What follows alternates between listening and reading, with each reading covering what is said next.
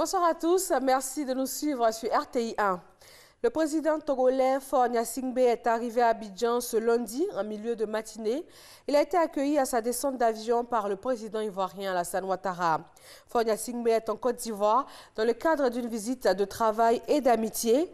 De nombreux Togolais vivant en Côte d'Ivoire ont fait le déplacement à l'aéroport d'Abidjan pour souhaiter la bienvenue à leur président. La communauté internationale célèbre ce 20 novembre 2017 la journée des droits de l'enfant. À cette occasion, le gouvernement ivoirien, à travers le ministère de la Femme, de la Protection de l'Enfant et de la Solidarité, va produire une déclaration.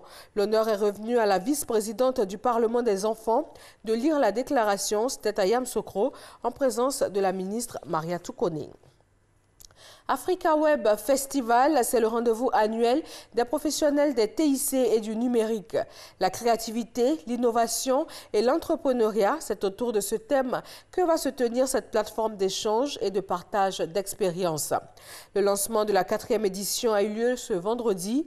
Au cœur de cette édition, l'entrepreneuriat des jeunes.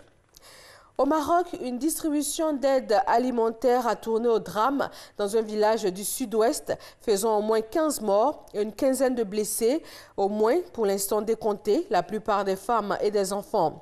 Un drame de la pauvreté dans ce petit village rural qui vit essentiellement de la culture des arts gagnés. La Cour suprême du Kenya a rejeté ce lundi les 2 recours demandant l'invalidation de la présidentielle d'octobre. Elle valide donc la victoire d'Ourou Kenyatta, réélu avec plus de 98% des voix. Le président kenyan en pouvoir depuis 2013 sera investi le 28 novembre pour un nouveau mandat de 5 années. Au Zimbabwe, le président Robert Mugabe est plus que jamais remis en cause. Les anciens combattants dénoncent aujourd'hui son régime. Son parti va lancer dès demain la procédure de destitution devant le Parlement.